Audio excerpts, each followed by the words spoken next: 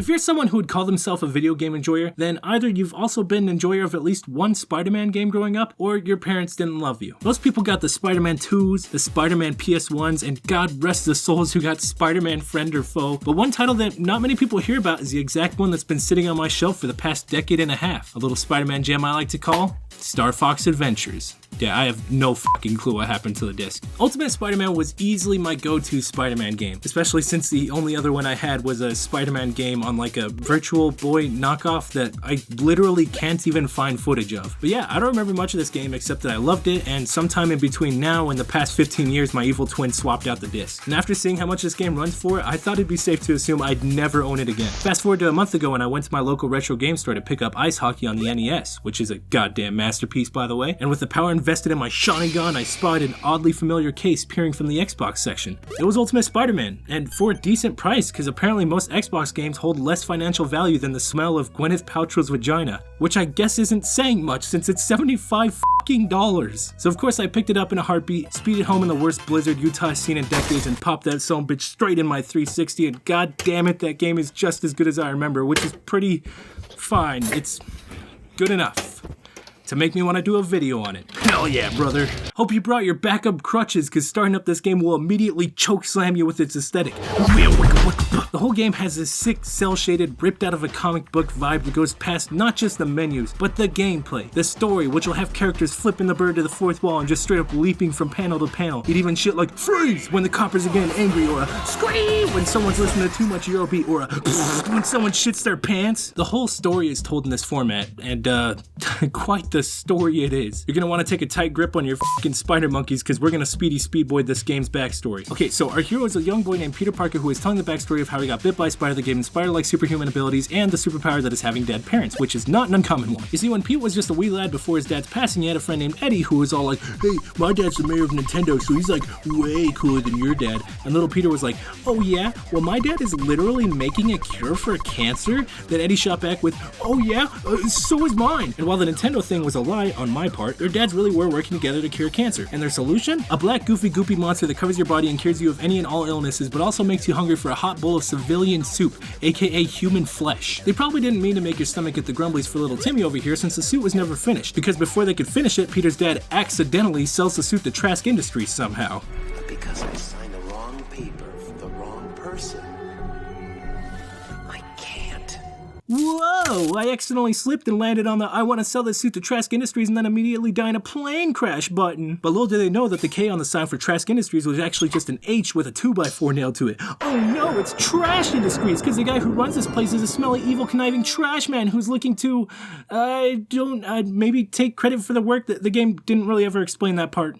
Point is, he's evil trash man! Skip to present day, and Peter and Eddie find out the suit is supposed to be their inheritance, but since the suit is owned by Trask Industries now, they decide to do the good guy thing in this situation, which of course is steal the cure for cancer and claim it as their own. What a couple of heroes! Once Peter gets his hands on it, he feels this immense power and is zipping and zooping around the city until he realizes he's fallen kinda off, so he decides that he can't contain that kind of power and gets rid of the suit. Meanwhile, Eddie Brock finds out that Peter did this and feels betrayed and jealous, so he decides to do the same stupid ass thing for the same stupid ass reason, and when he gets in it, he's also feeling the powder, but he's kinda liking it, he's kinda grooving with it. So he lets it consume him entirely so he can bond with it, except now the suit kinda got him in a silly, goofy mood where he just kinda wants to eat children to stay alive. Still feeling angry with Spidey, he decides to chase him down, where they end up meeting at a football field to have a bit of a tussle that ends with Venom getting shocked to shit, which for some reason Parking Meter thinks he's dead, but nah, Venom stood right the fuck back up and looked at the night sky to go, I'll get you, bitch! And 3 months later, we're playing as Petey for the tutorial level, and the game finally begins.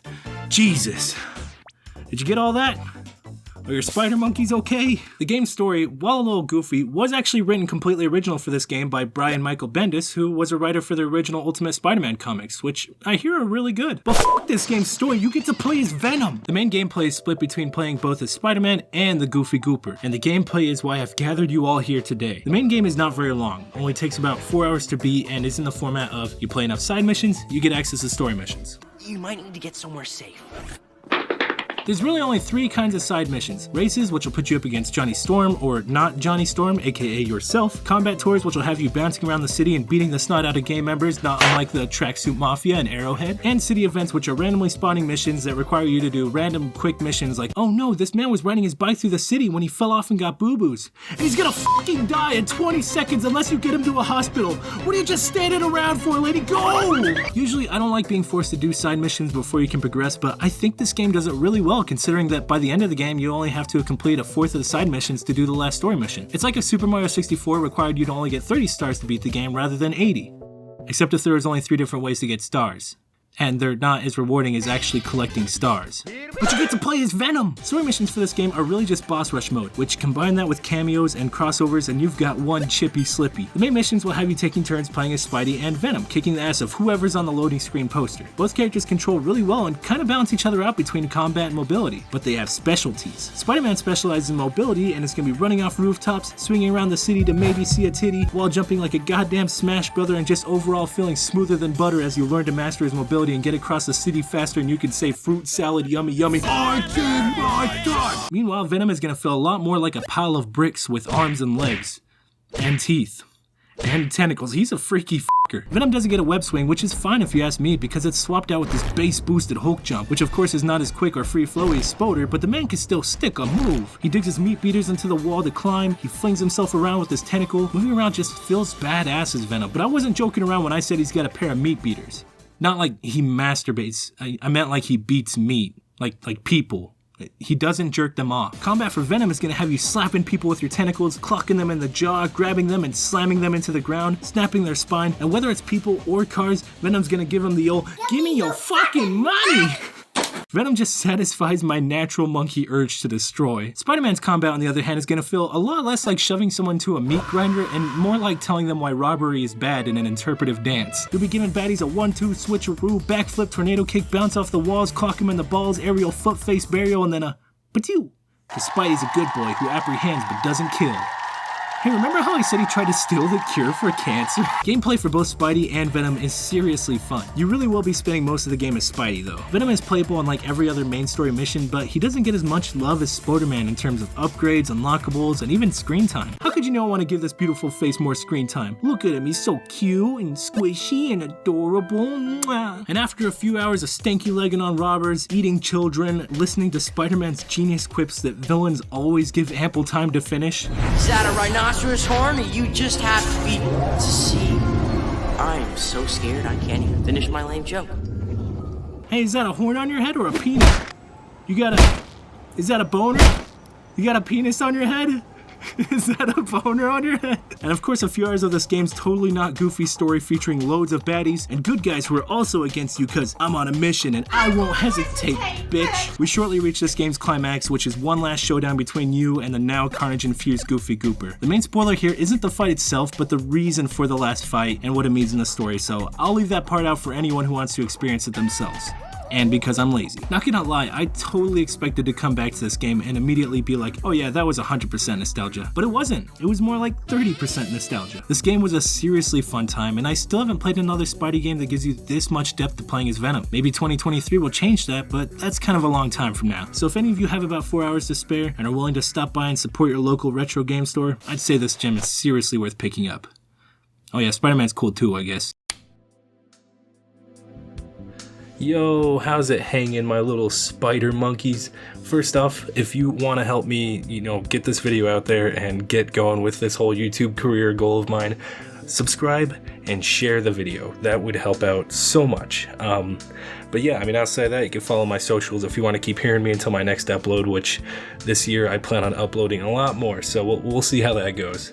But yeah, right off the bat, I want to say thanks so much to CJR Gaming. He is the guy who pretty much supplied me with all of the gameplay that you saw in this footage, because you probably know the shtick at this point. I don't have a very good setup. I don't really have many ways to record gameplay. I do have a graphics card. I just am tech illiterate, so I'm gonna have to have a friend of mine put that in for me. But yeah, anyway, CJR Gaming, he was so kind, so helpful with everything. And he's got all kinds of content that I think you should check out. It's like almost always in 4K, and it's like no commentary, gameplay, and stuff like that. It's all great, and he's got a bunch of it, but a lot of it seems to be pretty Spidey focused. So yeah, it was like easily my go-to, and it helped out so much. But yeah, I'm gonna link his channel and Twitter down below. You probably can see the channel up on the screen, but yeah. I guess that's really it. I had to make this one quick because I've got my girlfriend over and I kind of kicked her out of the room so I could hurry up and get this recorded. But yeah, so she's out there waiting for me to finish, so I'm gonna go teach her how to Dougie. Alright, bye.